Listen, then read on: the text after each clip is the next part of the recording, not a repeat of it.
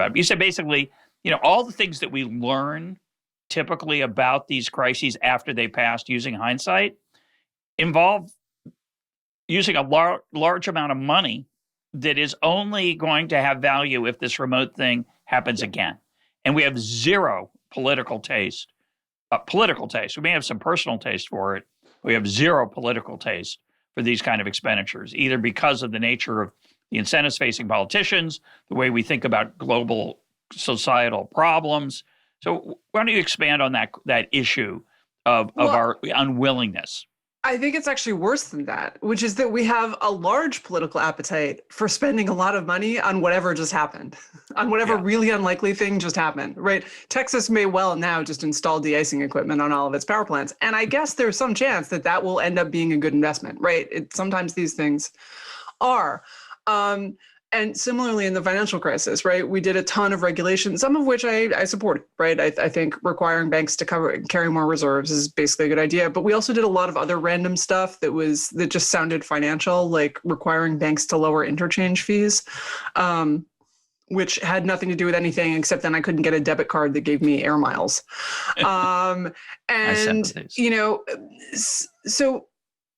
And yet that's not necessarily, if you think about, you're going to have a certain number of rare events in any given period, 10 years, 50 years, a century, whatever, 5 years. The next unlikely thing to happen to you is probably not going to be the unlikely thing that just happened to you.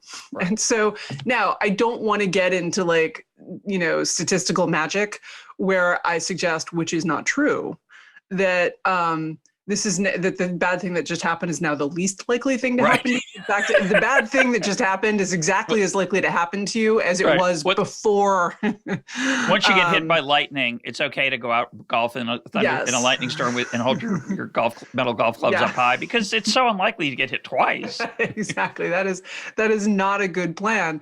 But there's, with the caveat that sometimes when a really unlikely thing happens, it actually signals that something has changed and that the unlikely thing has become more likely. Correct. And maybe that's true of Texas weather patterns. I am not a meteorologist. I have no idea.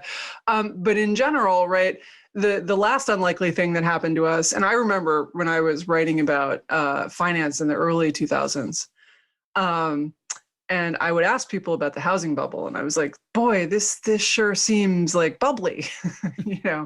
I'm watching all of these house flipping shows on HGTV where you just couldn't, it didn't matter what you did. You could paint the entire thing fuchsia and install orange fixtures and you would double your money, right?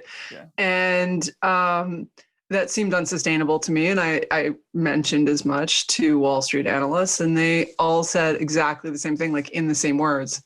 The nation hasn't had a sustained nationwide decrease in home prices since the Great Depression. Yeah. And when they said since the Great Depression was synonymous for never, right? Yeah. It was impossible.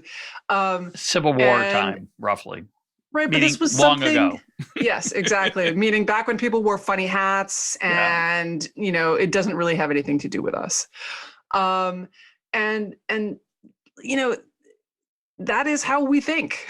When an unlikely thing hasn't happened for a while, we think it's never going to happen again. And when an unlikely thing just happened, we think we need to take a lot of preparation against it. In fact, what we should be doing is kind of looking at, maybe financial crises are now impossible, but financial crises do seem to be a fairly regular happening in modern economies since at least the 18th century.